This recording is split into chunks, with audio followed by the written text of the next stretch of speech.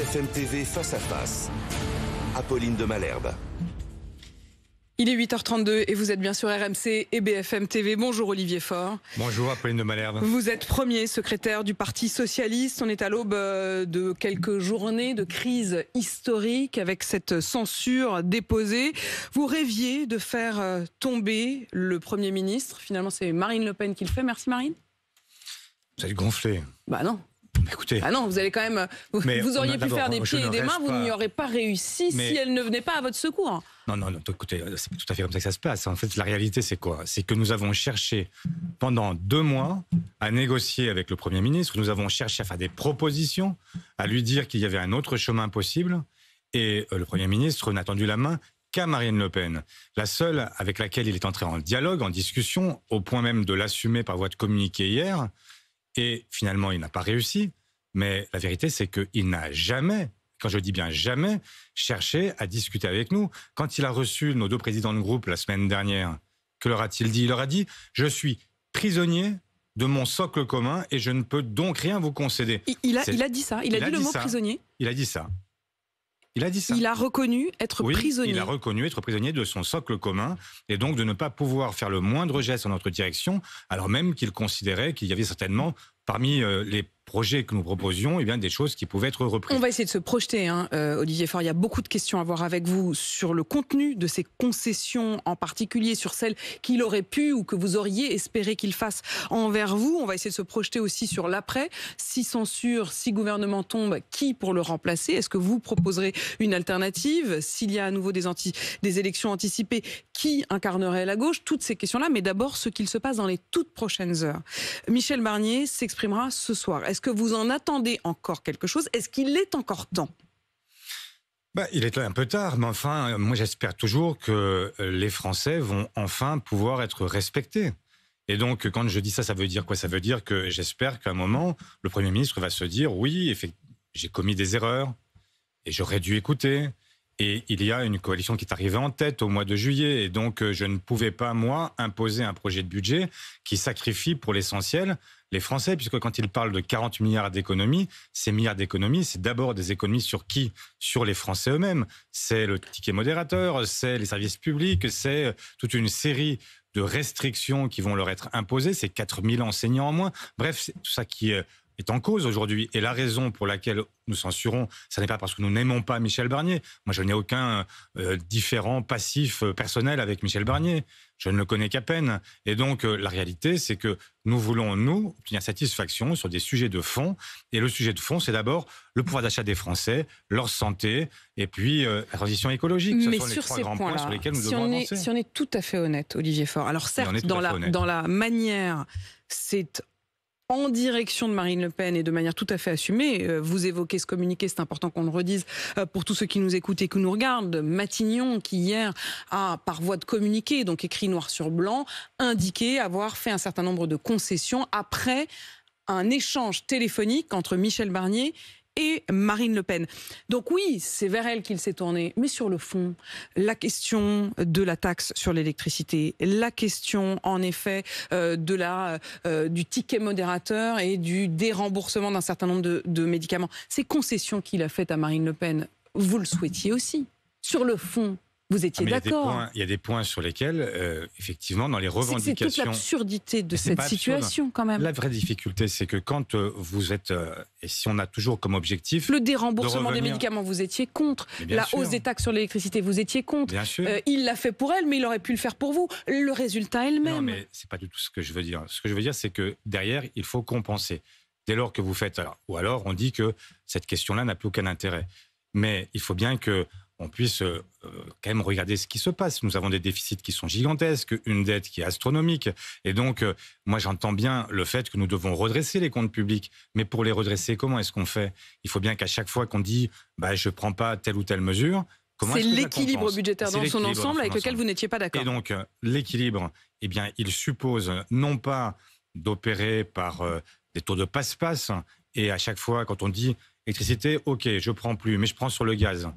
Écoutez, moi je ne suis pas pour qu'on vienne dire aux gens qui se chauffent au gaz que c'est eux qui vont payer pour ceux qui paieront moins sur l'électricité. Du côté du RN, donc, il parle de bricolage. Est-ce qu'au fond, vous êtes assez d'accord avec ça? Mais je ne vais pas reprendre les termes du RN. Vous allez voter ensemble la censure. Il y a bien des trucs qui vous réunissent quand même. Mais ce que je dis, moi, c'est que le gouvernement avait d'autres possibilités. Et ce que nous avons proposé pendant tout le débat, c'est de dire, pour faire court et pour faire simple, il y a des gens qui ont la possibilité de payer. Et c'est à eux qu'il faut faire payer en fait l'addition et non pas à l'ensemble des Françaises et des Français. C'est absurde de voir que le Premier ministre n'a fait de concessions qu'à Madame Le Pen et surtout à sa propre majorité très relative. Et quand il dit, c'était dans l'élan de première intention, quand il dit il faut faire payer aussi les grandes entreprises et les plus riches. Et il avait dit, je vais abroger un certain nombre de dispositions d'allègement de cotisations patronales. Qu'est-ce qui s'est passé? Eh bien, Gabriel Attal est monté sur sa chaise et a sauté comme un cabri. Et que s'est-il passé derrière? Eh bien, il a allégé cette facture-là, qui était celle des grandes entreprises. Aujourd'hui, que va-t-il se passer? Cette facture-là, elle va être reportée sur les Français dans leur immense majorité. Reste-t-il encore, Olivier Faure, un trou de souris, un espace pour qu'il arrive à vous convaincre ce soir et que vous ne votiez pas la censure demain ou jeudi? Mais nous avons écrit un courrier ce week-end avec les deux présidents de groupe, avec Boris Vallaud et Patrick Kanner, dans lequel nous avons listé à la fois sur le budget de la Sécu et sur le budget de l'État ce qu'étaient nos grandes propositions, avec à chaque fois les recettes et les dépenses. Il faudrait qu'ils reprennent l'intégralité de la liste parce qu'une partie de vos revendications ont été acceptés, alors encore une fois au nom du RN, mais sur la question par exemple du moindre déremboursement des médicaments, ça coche l'une de vos cases. Je viens de vous dire que nous à chaque fois on compense, ce qui n'est pas le cas, et moi je ne veux pas que ce que l'on donne d'une main, on le reprenne de l'autre. Donc je veux non pas être payé en poudre de perlimpinpin, mais je veux qu'on ait effectivement un vrai budget. Et nous avons donné soit il répond tous à les tout, éléments, ce qui est quand même assez peu probable, soit censure.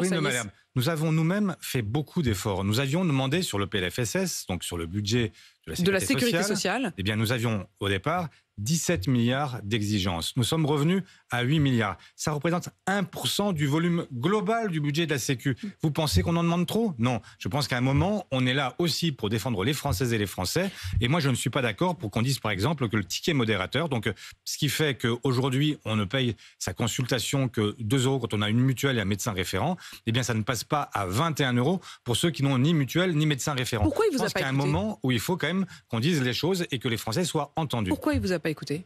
Mais je pense qu'il y a une forme de... On nous a dit qu'ils étaient dans le barrage à l'extrême droite. Non, je crois qu'il y a un barrage à la gauche et qu'ils ont tout fait depuis le début pour ne jamais être amenés, conduits à ce que la gauche puisse faire ses propositions. Et je le regrette parce que la réalité de ce pays, c'est que sur les valeurs que nous portons, sur les principes et sur la façon dont nous voulons protéger les Français, nous sommes largement majoritaire. Concrètement, c'est une motion de censure déposée par le Nouveau Front Populaire qui sera défendue par Éric Coquerel à l'Assemblée. D'ailleurs, demain ou après-demain, ça peut être à partir de 15h42 précisément, demain mercredi. Ce sera mercredi, jeudi, vous avez déjà une indication? C'est la conférence des présidents qui réunit tous les présidents de groupe ce matin qui en décidera. Cette motion de censure, je le disais, défendue par Éric Coquerel de la France Insoumise, sera donc votée par Marine Le Pen. Il n'y a pas quand même quelque chose qui vous dérange là-dedans? Mais ça ne les dérangeait pas, les macronistes, quand ils ont, eux, voté avec Marine Le Pen contre le projet de budget que nous avions amendé. Ça ne les a pas gênés. Moi, je ne suis... les Français ont voté. Il y a 140 députés RN à l'Assemblée. Et en fonction de leurs humeurs, puisque c'est comme ça que ça se passe visiblement chez eux, ils votent pour ou contre. Moi, ce que je vois, c'est que jusqu'ici, le gouvernement Barnier n'existait que grâce à Marine Le Pen. Il va tomber à cause de Marine Le Pen. Bah, écoutez... si je vous repose la question. Merci Marine. Mais non, pas merci Marine. C'est merci Marine de quoi? Enfin, je rappelle quand même que si le président de la République a nommé Michel Barnier il y a quelques mois, c'était précisément parce que Marine Le Pen avait annoncé qu'elle ne le censurerait pas. Donc franchement, je vais quand même pas maintenant aller plaindre Michel Barnier qui ne doit son existence qu'à Marine Le Pen. Vous avez quelqu'un à proposer? Mais on a des talents nombreux. Non, mais et donc, Mais non, mais je ne veux pas entrer dans ce jeu-là. Vous êtes reparti vers les talents, on est reparti pour 2 mois de psychodrame. Absolument pas. Mais vous aviez Lucie Castet, c'est fini ça? Mais ce que je vous ai déjà dit la semaine dernière ou la semaine d'avant, je ne sais plus. Je vous ai dit... En ce moment, chaque jour est une nouvelle étape de la vie politique. Mais moi, je suis assez constant. Donc, ce que je dis, c'est que c'est le chef de l'État qui nomme le Premier ministre. Je ne vais pas jouer avec lui, à lui donner des noms. De toute façon, il fera ce qu'il voudra. Donc, je lui dis simplement nommer un Premier ministre ou une Première ministre de gauche qui permettent d'appliquer, en fait, de venir au gouvernement et de faire en sorte de proposer au Parlement donc un projet qui est un projet de gauche, mais avec le souci permanent du compromis. C'est-à-dire, s'il fallait faire simple... Si ça doit aller dans l'autre sens... C'est le Front populaire au gouvernement et c'est le Front républicain à l'Assemblée. Et c'est ainsi que nous pourrons progresser. Ça veut dire que vous estimez que c'est à lui de trouver la personne adéquate. Imaginons donc à l'inverse qu'il vous appelle, vous, les responsables de LFI, du Parti communiste et des écolos. D'ailleurs, si cette alliance existe encore, elle tient. Ben oui. Oui, donc il vous appelle tous les 4. Il vous dit, moi je vous propose Bernard Cazeneuve, par exemple, vous dites quoi? Mais on dira exactement ce qu'on a toujours dit. On dira que nous, c'est en fonction de ce qui va être projeté, de ce qui va être proposé. Si Bernard Cazeneuve part avec le programme du Front populaire et le suggère au Parlement et fait tout pour faire en sorte que le maximum de ce que nous proposons soit adopté, il n'y a aucune raison de le refuser. C'est pas très enthousiaste comme réponse. Mais c'est pas une question d'enthousiasme. Je ne veux pas qu'on trompe les Français. Non, mais la question maintenant, c'est comment on sort de cette crise. Mais pardon, bien sûr, Olivier mais Faure. je viens de vous dire les choses. Je pense qu'à un moment, il faut respecter le vote des Français. Et le vote des Français, c'est quoi? C'est de dire qu'il y a une coalition qui est arrivée en tête, mais à laquelle on n'a pas donné de majorité absolue. Donc ça veut dire quoi? Ça veut dire qu'il faut choisir cette coalition pour qu'elle soit, elle, avec le pouvoir d'initiative, mais que derrière, il y ait un Parlement qui soit respecté. Et s'il vous appelle et qu'il vous dit, écoutez, moi je suis d'accord, finalement, Lucie Castet. Il aura ma bénédiction, il n'y a pas de problème. Je ne suis pas venu ce matin vous dire c'est tel ou tel. Je suis venu vous dire qu'il faut qu'on respecte le vote des Français et qu'il y a un certain nombre de protections à leur assurer et qu'elles doivent être assurées par un homme ou par une femme de gauche.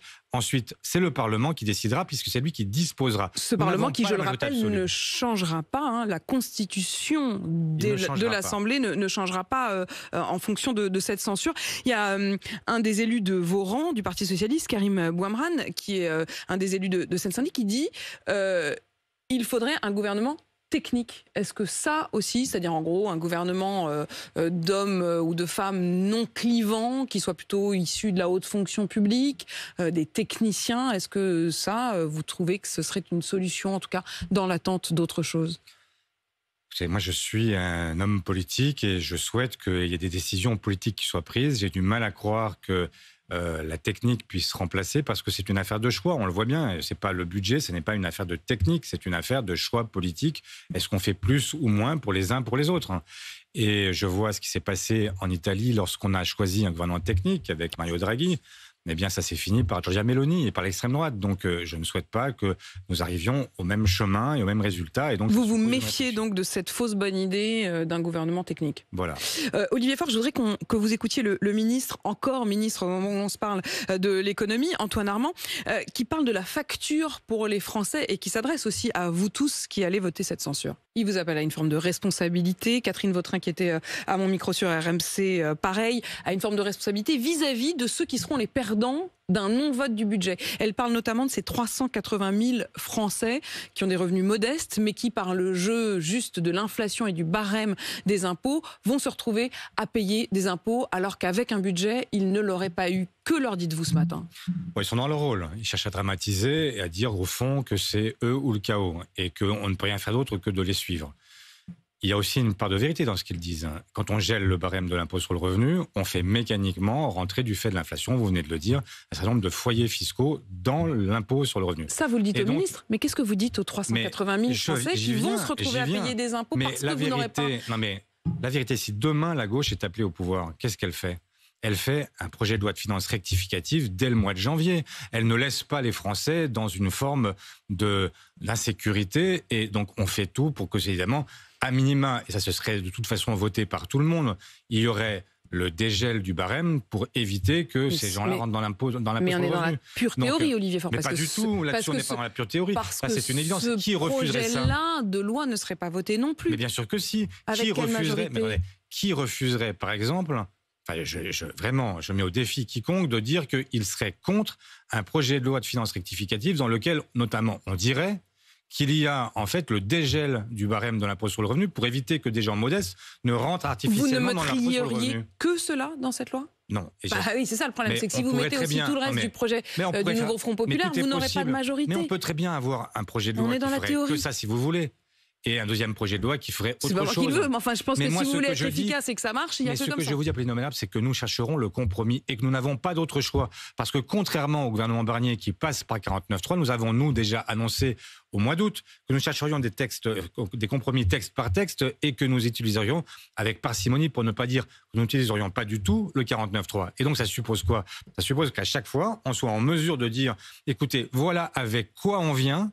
Mais on sait déjà, en arrivant au Parlement, que le projet tel qu'il sortira ne sera pas tel que nous l'avons présenté initialement. Je vous avoue que j'ai un peu du mal à imaginer que vous puissiez faire des compromis avec les autres groupes politiques, alors même qu'au sein du nouveau Front Populaire, vous ne faites plus grand compromis. Mais nous avons présenté des amendements communs tout le long du projet. Nous avons cherché à avancer tout au long du projet. Et j'imagine qu'il y a des gens qui peuvent comprendre, qui ne peuvent pas aller de censure en censure. Regardez simplement sur la semaine dernière et la réforme des retraites. Vous l'avez bien vu et vous l'aviez d'ailleurs assumé tout à fait à ce micro. LFI avait quand même glissé une peau de banane pour vous en ne revenant pas seulement sur la réforme des retraites voulue par Emmanuel Macron, mais également sur celle voulue par François Hollande et Marisol Touraine. Vous vous êtes retrouvés dans une sorte de piège qui vous a été tendu. Et on le voit tous les jours. Le piège, on n'est pas tombé dedans, donc on voit bien. Mais enfin bon, le piège avait été tendu. Mais c'est pas... ils ont le droit d'avoir leur position. Je dis simplement, c'est qu'à un moment, si on en reste à ce qui a été décidé en commun, ce que vous venez de dire n'était pas dans le projet commun. Et donc, voilà. Il faut rester sur le projet, revenir sur l'essentiel et accepter l'idée que nous ne sommes pas majoritaires à nous seuls et que ça suppose de respecter là aussi les Français en acceptant l'idée qu'il faudra trouver des compromis. Que nous ont dit les Français au mois de juillet ? Ils nous ont dit il y a une préférence pour le Front Populaire. Mais ça n'est pas un chèque en blanc. Et donc, voilà, vous avez la possibilité d'avancer, mais derrière, il vous faudra trouver des compromis. Est-ce que vous demandez la démission d'Emmanuel Macron ? Non. Non. Est-ce que vous souhaitez la démission d'Emmanuel Macron ? Non. Non. Vous estimez qu'il faut qu'il aille jusqu'au bout ? Mais j'estime qu'il y a là une forme d'illusion que nous ne pouvons pas entretenir. Pourquoi ? Parce que moi je veux tout simplement qu'on sorte les Français du marasme. Et on ne peut pas aboutir à une espèce de chienlit, pour reprendre des mots qui étaient ceux du général de Gaulle. Je veux qu'on puisse leur assurer une forme de sécurité et de stabilité, mais dans la justice. Vous ne souhaitez pas qu'Emmanuel Macron démissionne, vous ne souhaitez donc pas qu'il y ait la fin du macronisme en quelque sorte. Les mots de Jean-Luc Mélenchon, encore ce matin, dans le journal Le Parisien, qui dit « Toutes les manœuvres pour sauver le gouvernement Barnier ont échoué, il va tomber ». Et Macron, seul responsable de la crise financière et politique, doit s'en aller. Mais que Emmanuel Macron soit responsable de tout cela, c'est vrai. Mais qu'est-ce qui se passe si demain, il y a une nouvelle élection présidentielle ?